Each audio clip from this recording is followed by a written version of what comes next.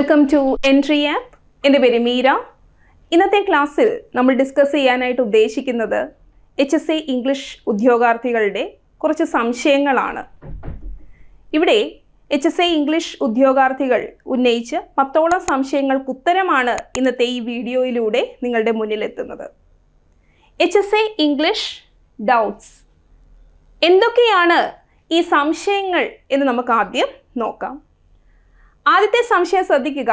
HSC English exam ഇനി ഉണ്ടാകുമോ എന്നതാണ് ഒരു 100% ഉദ്യോഗാർത്ഥികളുടെയും സംശയം എന്ന് പറയേണ്ടിയിരിക്കുന്നു. നമ്മൾക്കറിയാം HSC ഇംഗ്ലീഷ് കഴിഞ്ഞ റാങ്ക് ലിസ്റ്റിൽ നിന്നും നിയമനം വളരെ കുറവാണ് ഈ 1.5 വർഷത്തോളം ടൈം പിന്നിടുമ്പോൾ നടന്നിട്ടുള്ളത്. ഈ ലിസ്റ്റുകളിലൊക്കെ ഉൾപ്പെട്ടിട്ടുള്ളത് എൻട്രി ആപ്പിലെ സ്റ്റുഡൻസ് കൂടിയാണ്. അതുകൊണ്ട് തന്നെ ഇവർക്കൊക്കെ ജോലി ലഭിക്കണം എന്ന് തന്നെയാണ് നമ്മളുടെയും പ്രാർത്ഥന. അത് അടുത്തൊരു 1.5 വർഷക്കാലം കൂടി ഈ ലിസ്റ്റിന് കാലാവധിയുണ്ട്. അതിനുള്ളിൽ സാധിക്കട്ടെ എന്ന് ദൈവത്തോട് പ്രാർത്ഥിക്കുന്നു. കൂടാതെ ഈ 1300ഓളം റാങ്ക് ലിസ്റ്റിൽ ഉൾപ്പെട്ട ഉദ്യോഗാർത്ഥികൾ മാത്രമല്ല, ഇംഗ്ലീഷ് അധ്യാപകൻ അല്ലെങ്കിൽ അധ്യാപിക ആവാൻ വേണ്ടിയിട്ട് ഈ സബ്ജക്റ്റ് പഠിച്ചിറങ്ങിയ ഒരുപാട് പേര് കൂടി നമ്മുടെ മുന്നിലുണ്ട് അല്ലേ.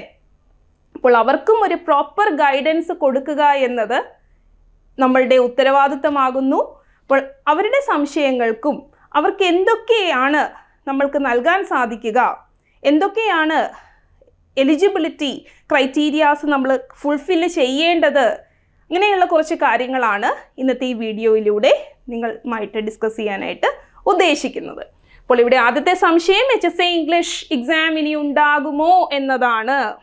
HSC ഇംഗ്ലീഷ് നേരത്തെ പഠിച്ചു തുടങ്ങണോ, ഇത്രയും നേരത്തെ പഠിച്ചു തുടങ്ങണോ എന്ന് പൊതുവെ എല്ലാ കുട്ടികളുടെയും സംശയം തന്നെയാണ്. അതും നമ്മൾ ഇന്ന് വീഡിയോയിൽ ഡിസ്കസ് ചെയ്യുന്നതാണ്.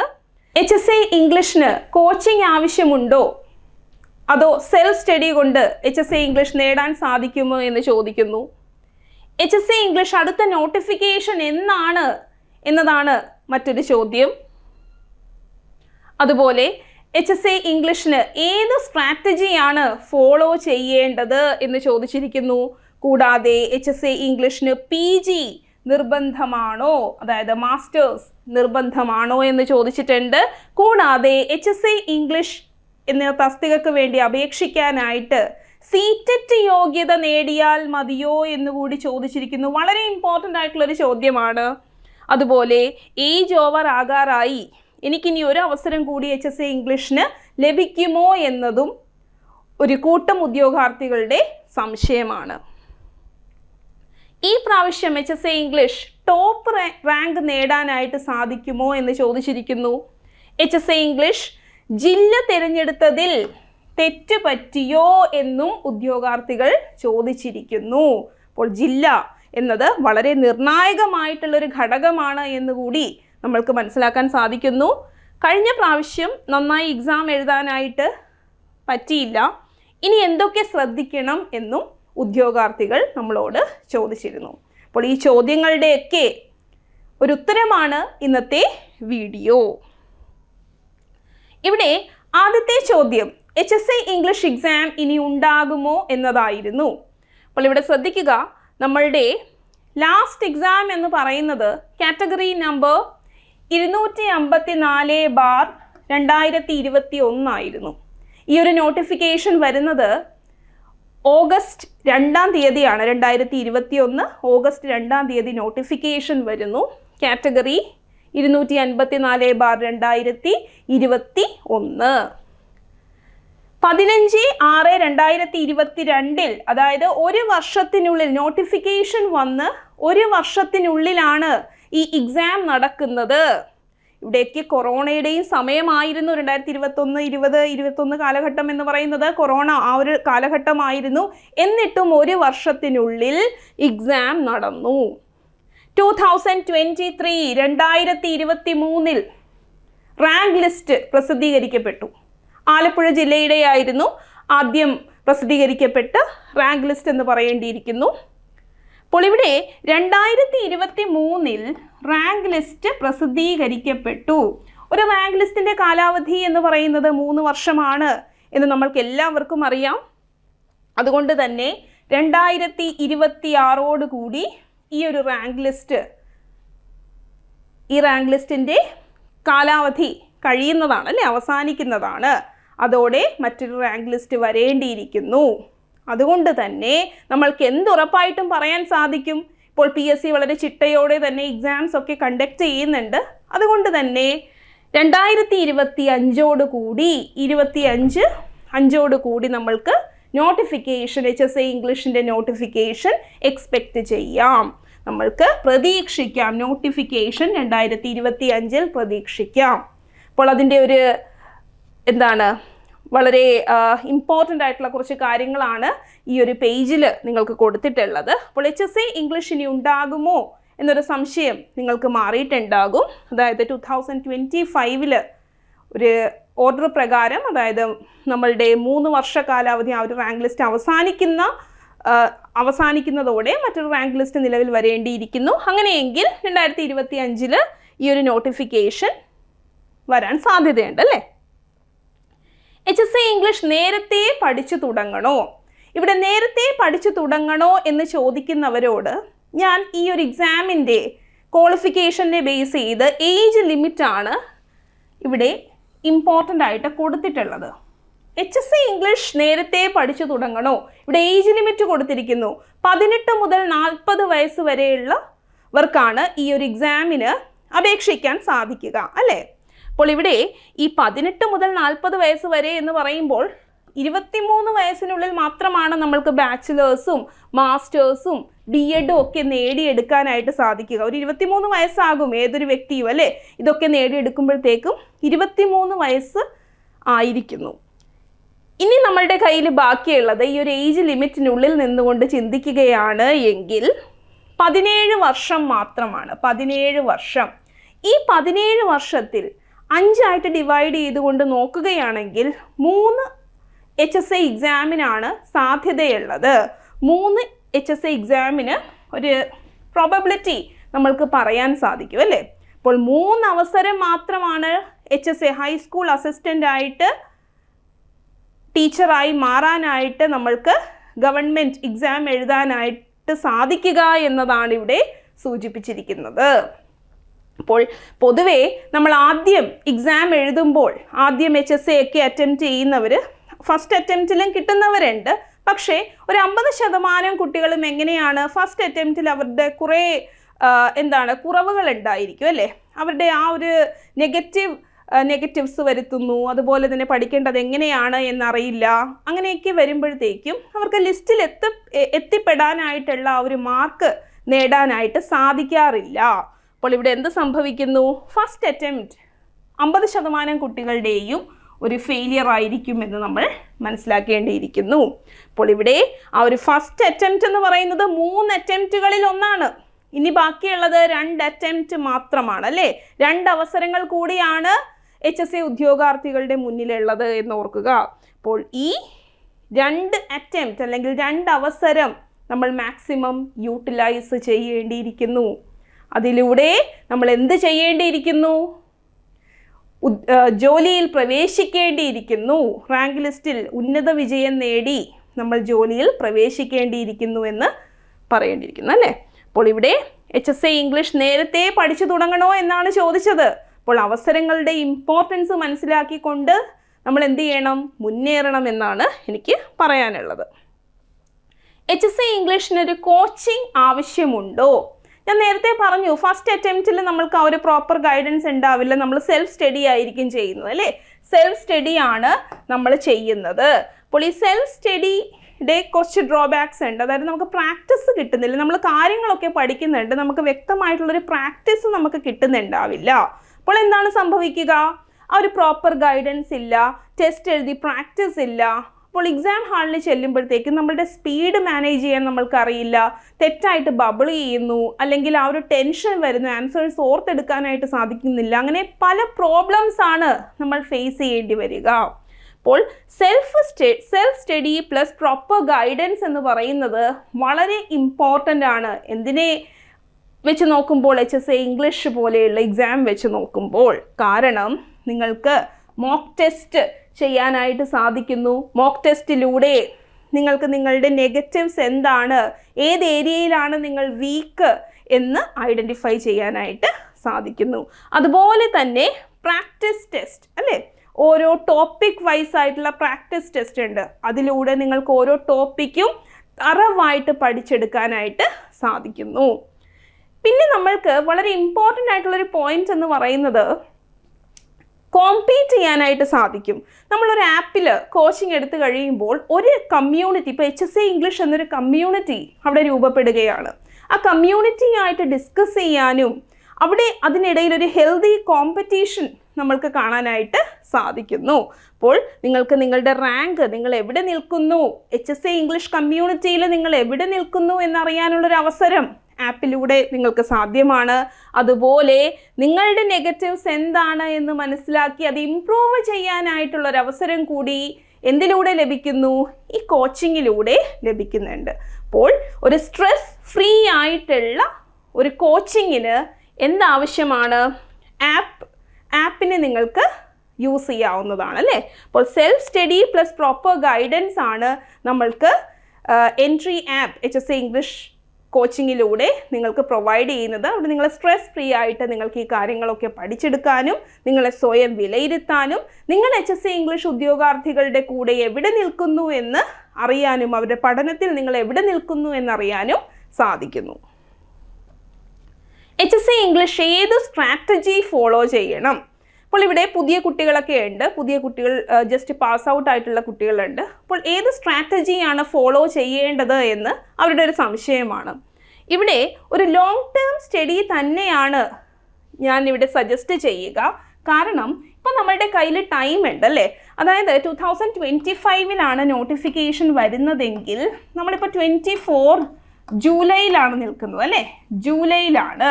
അപ്പോൾ ഈ ജൂലൈ 6 monthsൻ്റെ ഒരു ടൈം തന്നെ 25 നമ്മൾക്ക് ഉണ്ട്.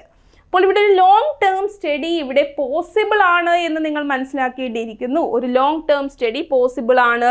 നിങ്ങൾക്ക് നോട്ട് മേക്കിംഗ് ചെയ്യാൻ സാധിക്കും. അതുപോലെ തന്നെ ഓരോ വർക്ക്സും അതിൻ്റെ ഒറിജിനൽ ടെക്സ്റ്റ് വായിക്കാനുള്ളൊരു സമയം കൂടി നിങ്ങൾക്ക് ഇവിടെ ലഭ്യമാകുന്നു. കൂടാതെ മാക്സിമം MCQs എഴുതി നിങ്ങളുടേതായിട്ടുള്ള നോട്ട്ബുക്കിൽ സെറ്റ് ചെയ്ത് വെക്കാനും നിങ്ങൾക്ക് സാധിക്കുന്നു. അപ്പോൾ MCQs എന്ന് പറയുമ്പോൾ നമ്മളുടെ എൻട്രി ആപ്പിലെ ക്ലാസ്സുകളിൽ മാക്സിമം MCQs ആണ് നിങ്ങൾക്ക് കിട്ടുക. നിങ്ങളിപ്പോൾ ഒരു റാങ്ക് ഫയൽ എടുത്ത് നോക്കിയാൽ പോലും അതിൽ at the end of the ആ ഒരു ടോപ്പിക് നിങ്ങൾക്ക് കാണാൻ സാധിക്കുക 10-15 MCQs ആണ്. നിങ്ങൾ അത് മാത്രം ഡിപ്പെൻഡ് ചെയ്ത് മുന്നോട്ട് പോവുകയാണെങ്കിൽ ഒരിക്കലും നിങ്ങൾക്ക് എക്സാം ക്രാക്ക് ചെയ്യാനായിട്ട് സാധിക്കില്ല. അപ്പോൾ ഇവിടെ മാക്സിമം MCQs നിങ്ങളുടേതായ രീതിയിലും എൻട്രി ആപ്പിൻ്റെ ആ ഒരു കോൺട്രിബ്യൂഷനായിട്ടും നിങ്ങൾക്ക് കിട്ടുന്നതാണ്. അത് നിങ്ങൾക്ക് നിങ്ങളുടേതായിട്ടുള്ള സ്വന്തം നോട്ട്ബുക്കിൽ, നമ്മുടെ ആപ്പിലെ സ്റ്റുഡൻസ് ഓൾറെഡി നോട്ട്ബുക്സ് ഒക്കെ സെറ്റ് ചെയ്ത് കഴിഞ്ഞു. ഓരോ മോഡ്യൂൾ വൈസ് നോട്ട്ബുക്സ് ഒക്കെ അവർ സെറ്റ് ചെയ്ത് കഴിഞ്ഞു. അപ്പോൾ ഈ നോട്ട്ബുക്സിലൊക്കെ ഈ ക്വസ്റ്റ്യൻസ് ഒക്കെ എഴുതിയിട്ട് ഇനിയും പേജുകൾ ഓരോ ടോപ്പിക്കിന് വേണ്ടിയിട്ട് ലീവ് ചെയ്ത് അതിൽ അഡീഷണൽ പോയിൻറ്റ്സ് ലൈവ് ക്ലാസ്സുകളിലൂടെ ഡിസ്കസ് ചെയ്യുമ്പോൾ നോട്ട് ചെയ്ത് വെച്ച് നിങ്ങൾക്ക് മുന്നോട്ട് പോകാവുന്നതാണ്. ഇത് വർക്കിംഗ് വുമണിനും അതുപോലെ തന്നെ ഹൗസ് വൈഫ്സ്, വർക്കിംഗ് ആയിട്ടുള്ളവർക്കും അതുപോലെ ഹൗസ് വൈഫ്സിനും വളരെ യൂസ്ഫുൾ ആണ്. കാരണം അവർക്കൊരു ലോങ് ടേം സ്റ്റഡി തന്നെ അത്യാവശ്യമാണ്. ലാസ്റ്റ് മിനിറ്റ് എല്ലാം കൂടി നോക്കുമ്പോൾ ഒന്നും നമുക്ക് പഠിച്ചെടുക്കാനായിട്ട് സാധിക്കില്ല. അപ്പോൾ ഞാൻ നേരത്തെ ഒരു ഏജ് ലിമിറ്റ് പറഞ്ഞിരുന്നു അല്ലേ, അതിൽ 18 to 40 ഇതിൽ റിസർവേഷൻ ഇത് കഴിയുമ്പോൾ അവൈലബിൾ ആണ്. അപ്പോൾ ഞാൻ ജസ്റ്റ് ഒരു ഇതിൽ 40 എന്ന് പറഞ്ഞു. റിസർവേഷൻ കാറ്റഗറിക്ക് ആ റിസർവേഷൻ്റെ ഭാഗമായിട്ടുള്ള ഇയേഴ്സ് കൂടി ലഭിക്കുന്നതാണ്. അപ്പോൾ ഇവിടെ ഈ 2 അവസരം നഷ്ടപ്പെട്ടിട്ടുള്ളവരുണ്ടാവും. ഇനി അവസാനത്തെ ഒരു അവസരത്തിനായിട്ട് കാത്തിരിക്കുന്നവരും ഉണ്ടല്ലേ. അപ്പോൾ അവർക്ക് വേണ്ടിയിട്ട് ഈ ഒരു ലോങ് ടേം സ്റ്റഡി തന്നെയാണ് അത്യാവശ്യമായിട്ട് വരുന്നത്. അപ്പോൾ സിസ്റ്റമാറ്റിക് ആയിട്ടുള്ളൊരു സ്റ്റഡി HSA ഇംഗ്ലീഷിന് അത്യാവശ്യമാണ്. അതുപോലെ തന്നെ കൺസിസ്റ്റൻസി, അതായത് ഞാൻ ഒരു ദിവസം അരമണിക്കൂർ പഠിച്ചു അല്ലെങ്കിൽ 1 മണിക്കൂർ പഠിച്ചു, അത് ഞാൻ സ്ഥിരമായിട്ട് ഒരു 1 വീക്ക് കൊണ്ടുപോവുകയാണെങ്കിൽ തന്നെ എന്നിലൊരു മാറ്റം എനിക്ക് കാണാൻ സാധിക്കും. ആ ഒരു പഠന രീതിയിലൊരു മാറ്റം. അപ്പോൾ ഓട്ടോമാറ്റിക്കായിട്ട് എനിക്ക് ഇനി 1 മണിക്കൂർ പഠിക്കണം അല്ലെങ്കിൽ 1.5 മണിക്കൂർ അതിന് വേണ്ടിയിട്ട് ചിലവഴിക്കണം എന്നെനിക്ക് തോന്നും നെക്സ്റ്റ് വീക്ക് ആവുമ്പോഴേക്കും അല്ലേ. അപ്പോൾ ആ ഒരു കൺസിസ്റ്റൻസി നിങ്ങൾ മെയിൻറ്റെയിൻ ചെയ്ത് മുന്നോട്ട് പോകേണ്ടിയിരിക്കുന്നു. അടുത്തത് HSC ഇംഗ്ലീഷിന് PG വേണോ എന്നാണ് ചോദിച്ചിട്ടുള്ളത്. നമ്മളുടെ നിലവിൽ HSC ഇംഗ്ലീഷിന് വേണ്ടത് BA ഇംഗ്ലീഷ്, B.Ed, നമ്മളുടെ ജനറൽ ക്വാളിഫിക്കേഷനാണ് ഞാനിവിടെ പറയുന്നത്. കേറ്റഡ് കാറ്റഗറി 3 അല്ലെങ്കിൽ സെറ്റോ നെറ്റോ ഹയർ ക്വാളിഫിക്കേഷൻ നിങ്ങൾ നേടിയിട്ടുണ്ടാവണം. അപ്പോൾ BA ഇംഗ്ലീഷ് വേണം, BA ഇംഗ്ലീഷ് ആണ്, B.Ed, കേറ്റഡ് കാറ്റഗറി 3, സെറ്റ് നെറ്റ് ക്വാളിഫൈഡ് ആണെങ്കിൽ കേറ്ററ്റിൻ്റെ ആവശ്യമില്ല. അതായത് ഹയർ ക്വാളിഫിക്കേഷൻ നേടിയിട്ടുണ്ടെങ്കിൽ K3 വേണ്ട എന്നാണ് ഇവിടെ പറഞ്ഞിട്ടുള്ളത്. അപ്പോൾ ഇതിൽ നിന്ന് നിങ്ങൾക്ക് മനസ്സിലാക്കാം PG ഇവിടെ നിലവിൽ ആവശ്യമില്ല എന്നതാണ് നമ്മൾക്ക് മനസ്സിലാക്കാനായിട്ട് സാധിക്കുന്നത്. പക്ഷേ ഞാൻ പറയാൻ ആഗ്രഹിക്കുന്നു, നമ്മൾ ഈ ഒരു എക്സാമിനെ മുന്നിൽ കണ്ടുകൊണ്ട് മാത്രം ഒരിക്കലും ഒരു എലിജിബിലിറ്റി ടെസ്റ്റ് പാസ് ആവാനായിട്ട് ഇരിക്കണ്ട. കാരണം ഈ HSC ഇംഗ്ലീഷിൻ്റെ ക്ലാസ്സുകളിലൂടെ നിങ്ങൾ കടന്നു പോകുമ്പോൾ തന്നെ നിങ്ങൾക്ക് സെറ്റിനുള്ളൊരു പ്രിപ്പറേഷൻ കൂടി ആവുന്നതാണ്. അപ്പോൾ നിങ്ങൾക്ക് സെറ്റ് ക്ലിയർ ചെയ്യാനായിട്ടൊന്ന് അറ്റംപ്റ്റ് ചെയ്ത് നോക്കാം. കുറച്ച് എഫേർട്ട് നിങ്ങളുടെ ഭാഗത്ത് നിന്ന് കൂടി ഇടുകയാണെങ്കിൽ ഒരു പക്ഷേ നിങ്ങൾക്ക് സെറ്റ് ക്ലിയർ ചെയ്യാൻ സാധിക്കും. കുറച്ച് കൂടുതൽ എഫേർട്ട് ഇടാൻ സാധിക്കുന്നുവെങ്കിൽ നിങ്ങൾക്ക് നെറ്റും ക്ലിയർ ചെയ്യാനായിട്ട് സാധിക്കുന്നതാണ്. അപ്പോൾ മൾട്ടി പർപ്പസ് ഒരു ബാച്ചിനെ എങ്ങനെ കൊണ്ടുപോകാം, മൾട്ടി പർപ്പസ് ആയിട്ട് നിങ്ങൾ ജോയിൻ ചെയ്തൊരു കോഴ്സിനെ എങ്ങനെ യൂസ് ചെയ്യാം എന്നത് കൂടിയാണ് നമ്മൾക്കിവിടെ കാണാൻ സാധിക്കുന്നത്. കഴിഞ്ഞ പ്രാവശ്യം കുറേ കുട്ടികൾ സെറ്റ് ക്ലിയർ ചെയ്തു, HSC ഇംഗ്ലീഷിന് പഠിച്ച കുറേ കുട്ടികൾ സെറ്റ് ക്ലിയർ ചെയ്തു, അതുകൊണ്ട് VHSC എക്സാം എഴുതാൻ പറ്റി എന്ന് പറഞ്ഞിരുന്നു. HSC ഇംഗ്ലീഷിന് CTET മതിയോ എന്ന് ചോദിച്ചിട്ടുണ്ട്. CTET, അപ്പോൾ CTET എന്ന് പറയുന്നത് വളരെ ഇമ്പോർട്ടൻ്റ് ആയിട്ടുള്ളൊരു പോയിന്റ് തന്നെയാണ്. അതായത് നമ്മൾ പ്രൈവറ്റ് സ്കൂൾസിൽ ഇപ്പോൾ പഠിപ്പിക്കാൻ വേണ്ടിയിട്ട് CTET ചോദിക്കാറുണ്ട് അല്ലേ. അപ്പോൾ ഇവിടെ CTET പേപ്പർ 1 ആൻഡ് പേപ്പർ 2, ഈ പേപ്പർ 1ഉം പേപ്പർ 2ഉം നിങ്ങളിപ്പോൾ പേപ്പർ 2 നിങ്ങൾ ക്ലിയർ ചെയ്തു എന്നിരിക്കട്ടെ, 8th സ്റ്റാൻഡേർഡ് വരെയാണ് ഈ CTETന് അതിൽ പഠിപ്പിക്കാനായിട്ടുള്ള ക്ലാസ്സസ് പറഞ്ഞിരിക്കുന്നത് 8th സ്റ്റാൻഡേർഡ് വരെയാണ്. അപ്പോൾ ഇവിടെ ഹൈസ്കൂളിലെ 9th 10th മെൻഷൻ ചെയ്യുന്നില്ല. അതുകൊണ്ട് തന്നെ CTET പേപ്പർ 1 പേപ്പർ 2 എന്തിന് ഇക്വലൻ്റ് അല്ല? K3ക്ക് ഇക്വലൻ്റ് അല്ല, K3ക്ക് ഇക്വലൻ്റ് അല്ല എന്ന് മനസ്സിലാക്കുക. അത് കാരണം CTET യോഗ്യത നേടി എന്ന് കരുതി നിങ്ങൾ KTET നേടാതിരിക്കേണ്ട. KTETന് അപ്ലൈ ചെയ്തോളൂ. നിങ്ങൾക്ക് അത് ക്രാക്ക് ചെയ്യേണ്ട ഒരു ആവശ്യം HSC ഇംഗ്ലീഷിന് ഉണ്ട് എന്ന് മനസ്സിലാക്കുക. ഇനി സെറ്റ് നെറ്റ് എന്നീ ഹയർ ക്വാളിഫിക്കേഷൻ നിങ്ങളുടെ കയ്യിലുണ്ടെങ്കിൽ ഇത് നിങ്ങൾ ശ്രദ്ധിക്കേണ്ട ആവശ്യമില്ല. അടുത്ത ചോദ്യം, HSC ഇംഗ്ലീഷ് ജില്ല തിരഞ്ഞെടുത്തതിൽ തെറ്റ് പറ്റിയോ എന്നതാണ്. നമ്മളുടെ കഴിഞ്ഞ HSC എക്സാം ബേസ് ചെയ്ത് അനിൽകുമാർ സാറിൻ്റെ വീഡിയോ ഉണ്ടായിരുന്നു, ജില്ല ഏത് തിരഞ്ഞെടുക്കണം എന്നൊക്കെ ഡീറ്റെയിൽഡ് ആയിട്ട് പറഞ്ഞുകൊണ്ടുള്ളൊരു വീഡിയോ ഉണ്ടായിരുന്നു. അപ്പോൾ അതുപോലെ ഈ പ്രാവശ്യവും നോട്ടിഫിക്കേഷൻ വരുമ്പോൾ ആ ഒരു വീഡിയോ നിങ്ങൾക്ക് അവൈലബിൾ ആകുന്നതാണ്. കൂടാതെ നിങ്ങളുടേതായിട്ടുള്ള കോൺടാക്ട്സ് വെച്ച് നിങ്ങൾക്ക് അന്വേഷിച്ച് വളരെ കെയർഫുൾ ആയിട്ട് തന്നെ നിങ്ങൾ ഡിസ്ട്രിക്റ്റ് സെലക്ട് ചെയ്യുക. അപ്പോൾ അതിൻ്റെ ഒരു ഇമ്പോർട്ടൻസ് കൂടി നിങ്ങൾ മനസ്സിലാക്കുക. അതുപോലെ സിലബസ് മാറുമോ എന്നതാണ് മറ്റൊരു ചോദ്യം.